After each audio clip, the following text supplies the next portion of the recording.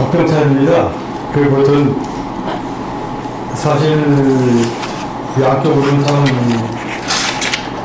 고광남 선생님이야 뭐 예전부터 제가 많이 책도 좀 읽어봤고 강연하실 때도 한번 찾아가 뵙고 멀리서 기대하고 그랬는데 다른 도 선생님에 대해서도 여기저기서 공동선이나 이런 데서도 좀 한번 뵀던 것도 봤고 참 익히 알려졌지만 저는 그냥 일개 처사에 불과합니다. 여러분들이 잘 아시겠지만 신문이라는 게 그냥 저널한 그런 것들만 다루는데 그 저널하다는 게 어떻게 보면 상투적이고 일상적이고 이런 아주 신층이 아니라 크기적인 이런 문제를 다루는 데서 오래 있었습니다. 과연 제가 이 자리에 어쩌면 잘못하면 시청자들께서는 이게 지금 그걸 대표하는 그런 식으로 비춰질까봐 참 걱정스럽습니다. 저는 연구자도 아니고 그저 이제 진짜 지혜의 종류로서의 불교 그리고 진짜 앞서서 참다운 삶을 살아가시는 그런 스승들 그런 스승들을 존경하는 마음에서 이제 불교에 대해서 또 관심이 많았고 가끔 이제 불교 평론에 글도 쓰고 했는데 바로 직전에 썼던 것이 아마 코로나19 관련돼서 쓴 게 있습니다. 그걸 보시고 아마 저를 이 자리에 앉혀놓은 것 같은데 참 송스럽습니다. 여러 가지 부족한 점이 있을지 몰라도 잘 헤아려서 좀 너그럽게 좀 받아주시기 바랍니다. 그러니까 2020년이죠. 코로나19가 퍼지기 시작하고 한 중순쯤에 그의 여름쯤에 잘 아는 이제 홍일선 시인이라고 있습니다. 박을 치면서 저 여기에서 농사를 짓는데 그분이 갑자기 그냥 아이고 요새 이제 코로나 고살 때문에 좀 세상이 좀 바뀌지 않을까 해가지고 이제 코로나 고살이라는 말을 썼어요. 그래가지고 돌아서 생각해 보니까 참 재밌어요. 근데 9월 내가 이제 불교신문에 한 스님의 인터뷰가 나왔는데 그분 또한 이제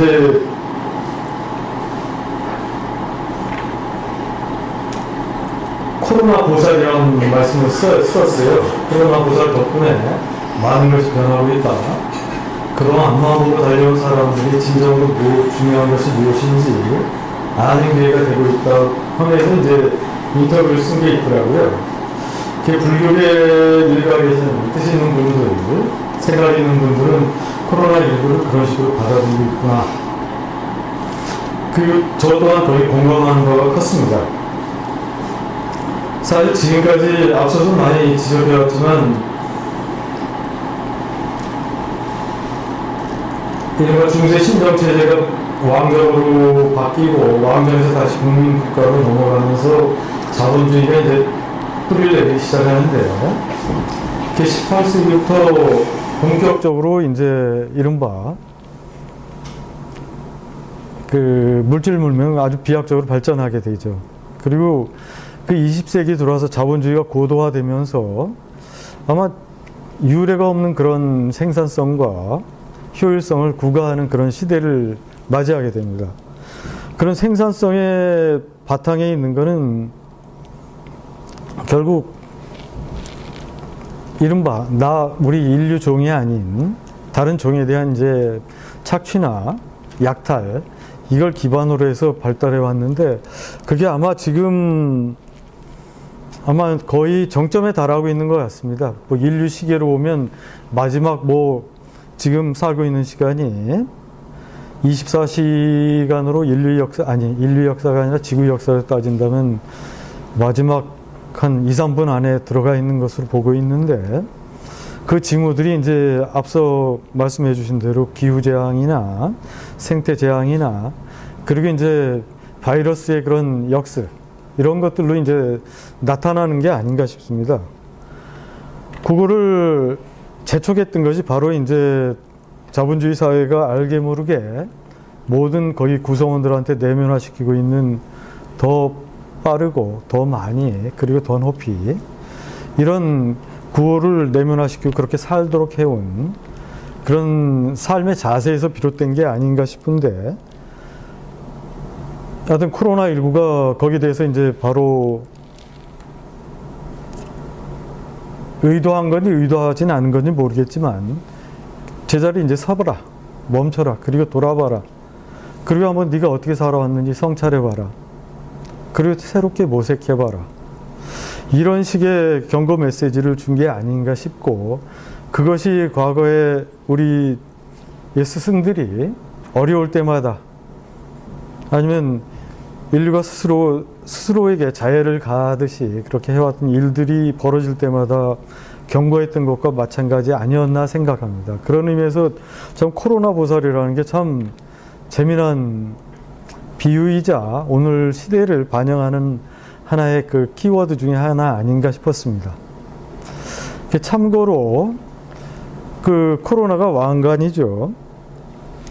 왕관을 쓴 보살을 생각하시면 여러분 잘 아실 겁니다.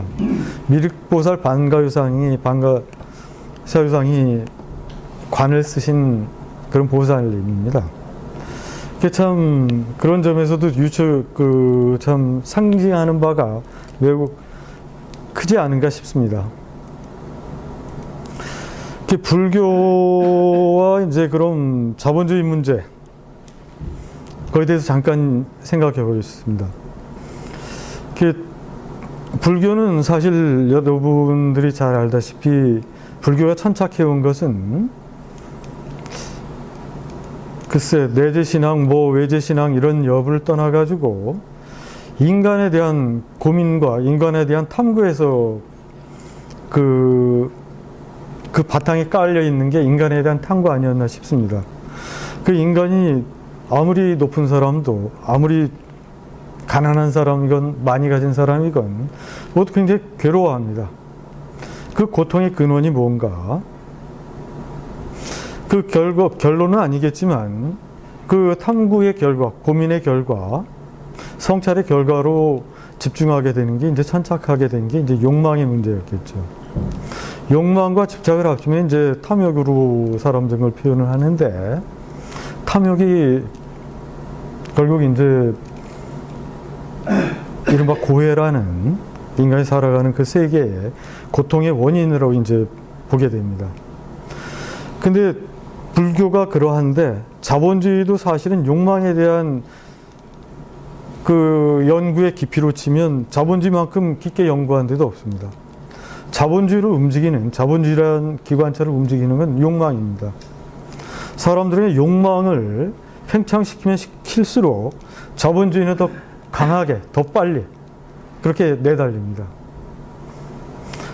한국의 민주주의가 대표적이겠죠. 압축성장으로 얘기를 하는데 욕망을 무지하게 자극하고 욕망을 팽창시켜 지금까지 이렇게 짧은 시간 안에 고도성장을 이루었습니다. 사회주의도 마찬가지일 겁니다. 사회주의는 단 이겁니다. 욕망은 교육이나 통제를 통해서 다스려질 수 있다고 믿었던 거죠. 사회주의적 인간형은 교육을 통해서, 사회화를 통해서 창조될 수 있다고 봤던 거죠. 욕망은 다스려질 수 있다고 본 겁니다. 그런데 결과는 보면 자본주의는 진짜 설국열차처럼 끝없이 달려가고 있습니다. 더 빨리, 더 높이, 더 많은 곳을 향해서. 그 끝이 어딘지는 잘 모르겠지만 지금 코로나19가 경고하듯이 어쩌면 그런 여러 가지 생태적 재앙이나 그런 바이러스의 역습이나 이런 형태로 지금 그 극점으로 다다르고 있는 거 아닌가 싶습니다. 욕망을 팽창시키고 뭐 그런 결과겠죠. 그래서 지금 사실 보면 종교도 뭐 다 여러 가지고 그 추구하는 바는 결국 마찬가지겠지만 어떤 식으로 접근하느냐는 다 다를 겁니다. 그 자본주의와 불교가 욕망을 보는 눈은 전혀 극점에서 다른 상반된 쪽에서 이제 보고 있는 거죠. 어쩌면 제가 그 코로나19 사태를 맞이해가지고 특히 불교나 이쪽에 주목했던 거는 그 점이었던 것 같습니다. 그 욕망의 문제를 진짜 도대체 우리가 어떤 식으로, 우리 사회가, 우리 공동체가 어떤 식으로 이걸 다스려야 될지, 어떻게 통제해야 되고 저거 해야 될 것인지, 이 문제에 대한 고민이 없이는 자본주의가 안고 있고 그 팽창시켜온 그 문제를 결코 해소할 수 없을 것 같아서 이제 그렇게 했던 거고, 지난번 이제 썼던 그 내용이 아마 그런 부분이었습니다. 폴 사무엘슨이라고 이제 잘 아실 겁니다. 그 현대 경제학의 아버지라기도 하고 노벨 경제학상도 받았죠. 그 양반이 이제 자본주의 작동 원리를 아주 간결하게 압축시킨 적이 있습니다. 행복 방정식이라고 해가지고 소유분의 행복은, 행복지수는 소유분의 욕망분의 소유라고. 다들 쉽게 동의할 겁니다. 사실 또 맞습니다. 단순히 행복지수를 따지는 게 아니라 이 속에는 자본주의가 왜 이런 식으로 최고의 효율성과 생산성을 낳으면서 어쩌면 저 뽀시래기 제살 뜯어먹기 식이긴 하겠지만 결과적으로 이런 식으로 내달려 왔는지를 잘 보여주는 아마 공식인 것 같습니다. 그 자본주의가 말하는 여기서 욕망은 불교에서 말하는 그 욕망과 달리, 불교에서 접근하려는 욕망과 달리 끊임없이 팽창하려는 그런 경향을 가지고 있습니다. 소유가 아무리 늘어도 욕망이 팽창하는 한 절대로 행복해질 수가 없습니다. 지금 자본주의 요즘 시대에서 최고의 아마 총화 비슷한 게 아마 광고 이쪽일 겁니다. 모든 지금 인터넷이나 이런 데서 돈을 버리는 수익 모델은 다 광고를 통해서 다 돈을 벌어들입니다. 광고를 어떤 식으로, 광고가 또 추구하는 거는 결국 욕망을 어떤 식으로 자극하느냐겠죠. 쉽게 말해서 하다못해 음료수를 들고 있는데 이걸 어떻게 하면 먹게 할 수 있을까? 그럼 이쁜 여자가 그걸 들게 하면 사람들은 먹는다. 아무런 관계도 없는 거를 그런 식으로 욕망을, 몇 가지 욕망을 자극하는 방식으로 그렇게 소비를 진작시키고 그걸 먹게끔 하고, 그리고 또 생산을 또 이제 당연히 이제 생산이 부추기겠죠.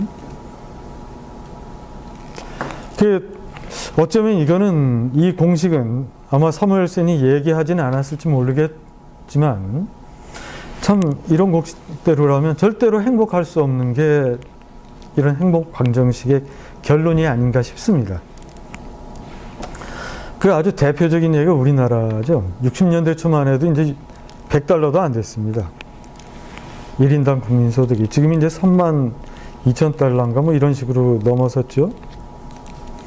그 500배가 넘었습니다. 근데 지금 우리 사회에서 나타나는 그런 여러 가지 부정적인 징후들은 참 그런 소득의 문제, 소득이 얼만큼 행복과 관련되어 있는지 이걸 참 비웃습니다. 최고의 자살률 OECD 국가 중에서 뭐 저출산, 우울증으로 인한 뭐 이런 문제, 노년 빈곤율, 양극화, 이런 거 등등 생각해 보면 참 이 행복 방정식의 역설적인 그런 함의를 아주 고스란히 보여주는 게 아닌가 싶습니다.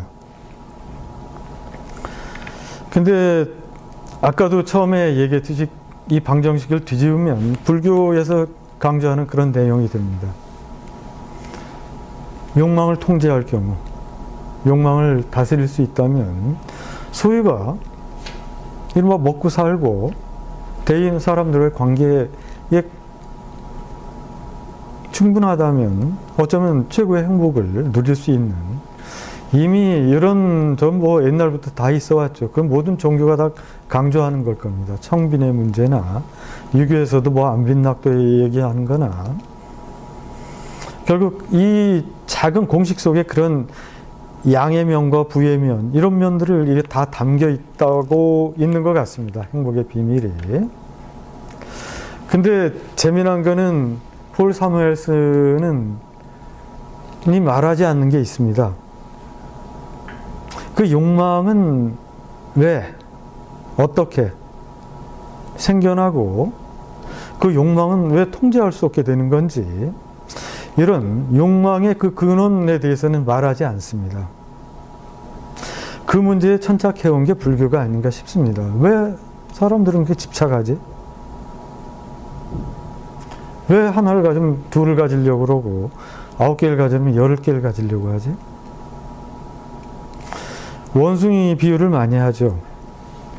병에 바나나가 들어가 있으면 그걸 잡으려고 손을 집어넣는데 잡고 있는 바람에 이게 빼질 못합니다. 그러다가 사람한테 잡혀가죠. 왜 자꾸는 안 놓지?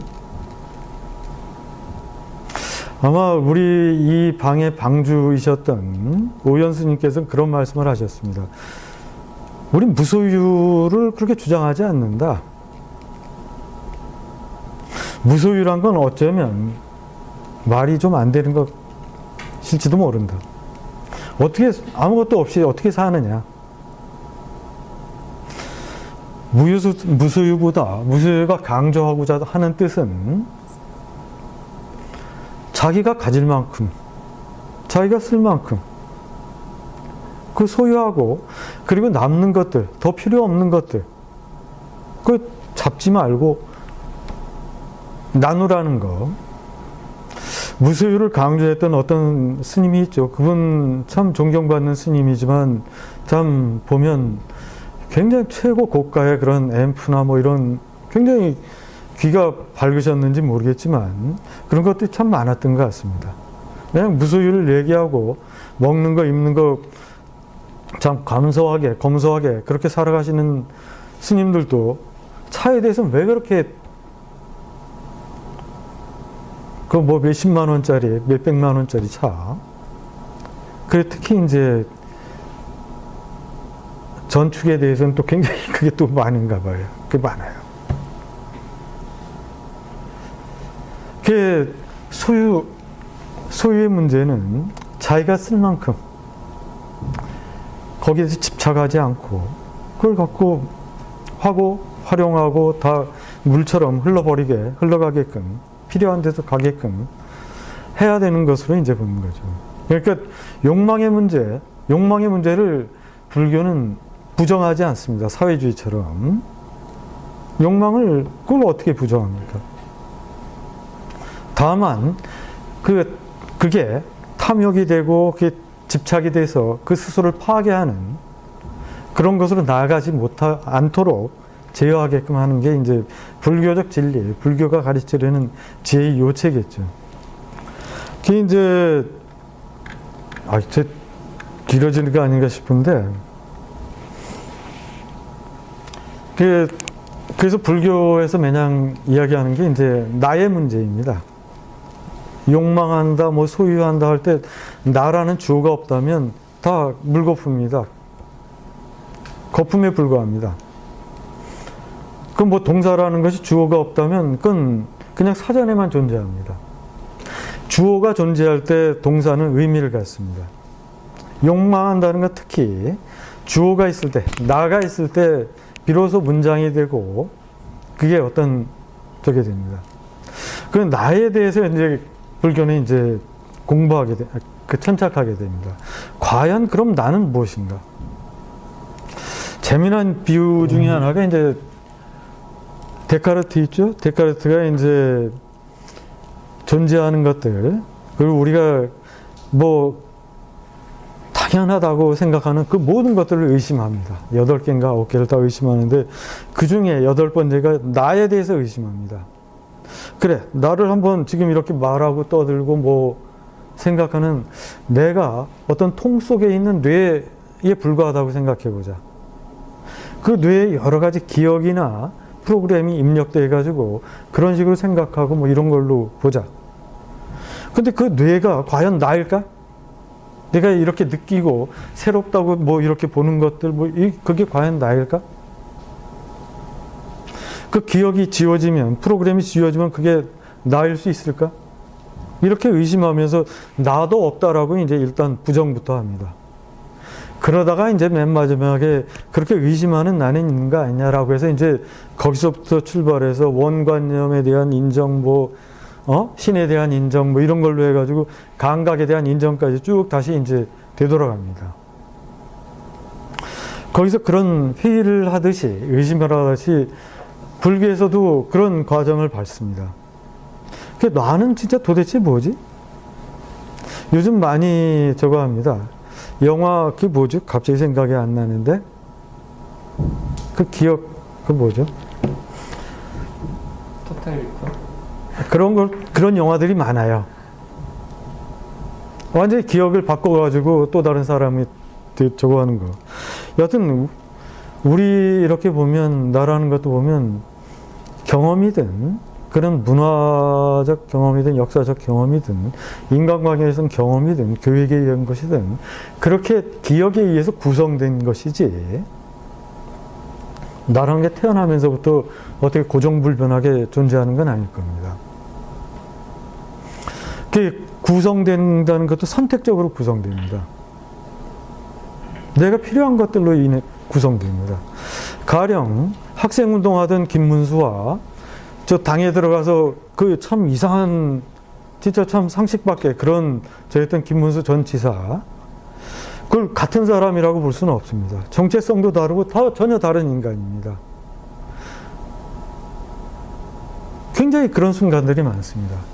나도 어쩌면 내가 어느 순간에 악한 마음을 품고 싸우고 그럴 때에 나와 어쩌면 지금 이 자리에서 어쩌면 좀 더 행복하게 사는 방법, 그러자면 선하게 어떻게 해야 될, 이렇게 생각하는 나는 또 전혀 다릅니다. 그 이제 이런 나의 문제를 고민한 결과로 이제 저거 하는 게 이른바 이제 삼법인입니다. 삼법인인데, 삼법인이 이제 다 잘 아시는 거죠. 재행무상, 재법무화, 그리고 열반적정. 모든 건 변한다. 변하는데 어떻게 실체라는 게 있겠는가? 불변의 존재가 어떻게 있겠는가? 재법무화, 마음을, 그 나란 건 없다. 나란 게 없음을 깨닫게 될 경우에는 열반적정, 가장 최고의 행복, 평화로운 상태, 자유로운 상태, 그런 상태에 이른다. 그게 삼법인이라 하여 이제 나에 대한 저거 합니다. 나에 대한 집착에서 나온 게 이제 삼독이겠죠. 탐진치, 아까 선생님도 잠깐 말씀하셨던. 여튼 그러면 불교에서는 그 실체가 이른바 존재라는 게 나라는 것이나 이게 어떻게 존재하는 것인지, 존재의 실상은 무엇인지, 이제 거기에 대한 물음으로 이제 한 걸음 더 나갑니다. 그 존재의 실상을 이제 간단히 여기서 얘기하면 인드라망의 세계관이나 이런 걸 통해서 이제 보죠. 전부 연결되어 있는 거죠. 근데 그건 서로를 반영하는 구슬입니다. 구슬로 다 얽혀져 있는데, 거울과 거울들을 앞뒤 놓고 보면 그 속에 거울이 있고 그 속에서 거울이 있고 모든 게 있습니다. 내 안에 당신이 있고 당신 안에 또 내 안이 있고, 그것이 중첩적으로 계속 다 들어가 있습니다. 나를 구성하는 것은 나의 이웃들, 이른바 그게 그 유정, 무정, 그럼 무생물이든 생물이든 모든 그런 생물들이 나를 구성하는 것으로 바라보는 겁니다. 그런 관계의 망으로 이제 파악하는 거죠. 관계의 망으로 파악하고 그것이 어떤 식으로 존재하느냐, 그 이제 한마디로 표현한 게 이제 세계의 일화라고 저걸 하죠. 세계는 하나의 꽃이다. 그게 참 제대로 꽃을 피웠을 때 얼마나 아름답습니까? 선생님 말씀대로 얼마나 신비롭습니까?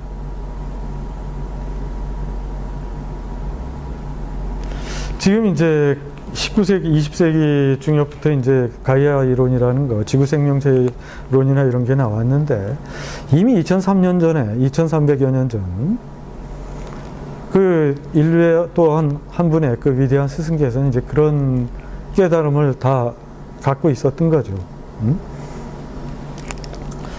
그게 참, 그러나 이제 그 자본주의 시장 경제 안에서의 현실은 이런 가르침을 참 웃기게 비웃고 있죠. 그 작관 노무현 대통령이 한 유명한 말이 있죠. 권력은 이제 시장에 넘어갔다라고 했습니다. 사실 그렇습니다. 진보적 가치를 뭐 저거 했고 뭐 이런 사람들도 현실 정치에 들어가서는 시장에 매입니다. 시장을 거부하다가 시장과 맞서다가 판판이 다 깨졌습니다. 왜 깨졌을까요? 그분들도 아마 욕망을 제대로 이해하지 못했을 겁니다. 문재인 정부 같은 경우에도 그 뭐죠? 소득주도 성장 이것 때문에 아주 처음부터 좀 발이 엇갈렸죠. 잘해주고자 했는 건데 시장과는 좀 결이 안 맞았습니다. 그리고 욕망에 대해서 잘 저거 안 했습니다. 자기 이웃에 가까이 있는 사람들은 그런 욕망에서 자유로운 줄 알았습니다. 그렇지 않았죠?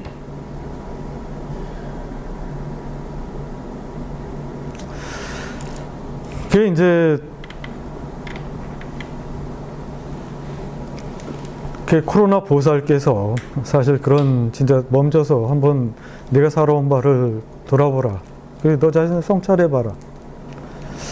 이렇게 경고를 했는데 지금 이제 한 2년, 1년, 2년 지나가면서 우리 사회가 어떠했습니까? 아까 정 선생님도 뭐 잠깐 언급했던데 우리 사회를 그동안 가장 특징 짓는 것 중에 하나가 투기입니다. 젊은 친구들, 과거에 투기하면 그 좀 돈 좀 있는 사람들, 나이도 좀 지긋한 중년 이상의 자들, 이런 자들이나 하는 걸로 생각했는데 20대, 30대까지 왕창 돈이 없어도 돈 빌려서 와장창 해버렸습니다. 그 실물 경제, 우리가 몸땀을 흘려가지고 이뤄내는 그런 결실에 대한 기대나 이런 것들보다는 돈 놓고 돈 먹기를 통해 가지고 자기의 욕망을 채우려고 하는 풍조가 아주 미만했습니다. 사실 그 배경에는 아마 지금 20, 30대 이 친구들이 중고등학교를 다닐 때 어떤 적이 있었냐면 정경련에서 교과서를 만들었습니다. 사회교과서. 그게 경제교육을 한답시고 그 투자의 문제니 뭐 이런 문제 거기다 다 포함시킨 그런 교과서를 가지고 배운 자들입니다. 배웠습니다. 그러니까 자연스럽게 투기 대열에 끼어들 수 있었던 거죠. 그게 이제 이런 시대, 그리고 우리에게 닥쳐 있는 그런 여러 가지 환경적인 그런 위기나, 특히 이제 지금 바이러스의 문제, 코로나 바이러스는 사스, 메르스, 전부 다 이게 코로나 바이러스였습니다. 최초에 가장 저거 했던 전염병인 천연두는 가축화하면서 생긴 겁니다. 인플루엔자, 얘네들 주일 인플루엔자가 사람들 온 게 플루들입니다. 20세기 초에 전 세계를 왕창 패스트 이래 최고의 그런 식의 저걸로 몰아넣었던 이른바 스페인 독감이라는 것도 그런 일종의 인플루엔자였습니다. 그러나 이런 거듭된 경고에도 불구하고 인간은 다시 자기의 욕망을, 우리 사회, 우리 공동체는 이 집단적 욕망을 그 폭주하는 자본주의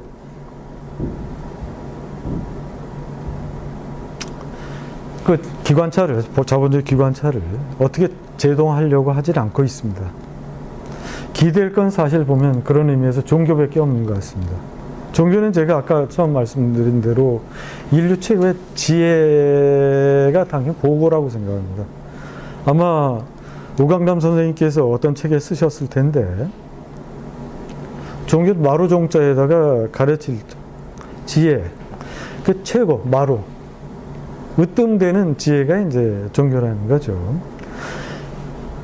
지혜란 건 다른 게 아니겠죠. 행복에 이르는 길이 그게 지혜겠죠. 더 아무리 소유한들 뭐합니까? 불행하면 뭐합니까? 그런 행복에 이르는 길이 최고의 지혜일 텐데 그 지혜를 다 안고 갖고 있는 것이 종교 아닌가 싶습니다. 근데 종교마저 먼저 여기 불교 안에서도 그 지도적인 위치에 있는 분들의 그 뭐 행태들도 그렇게 저거 하지 않습니다. 탐탁지 않고.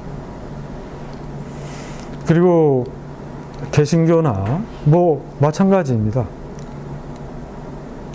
진짜 저 창고 속에 그 보물을 쌓아두고 아니면 발로 밟고 이른바 세속의 욕망과 타협해서 세속이 추구하는 성장과 이것만을 같이 손잡고 추구하는 거 아닌가 싶습니다. 빨리 밟고 있는 그런 욕망의 지혜의 상자를 어떤 식으로든 해서 그 진짜 우리 사회를, 우리 공동체를 바르게 욕망의 문제를 좀 제대로 다스려서 좀 행복으로 이르게끔 해야 하지 않을까 싶습니다. 코로나19 이후에 참 우리 종교가 좀 더 각성해서 우리 사회 공동체가 좀 더 행복해지는 그 길로 나아가게끔 해준다면 참 고맙겠습니다. 전 뭐 연구자도 아니고 뭐 깊이 있는 신앙인도 아니고 그렇지만 하여튼 하나 범인 피부로서 그런 소망이 간절합니다. 네, 이상입니다.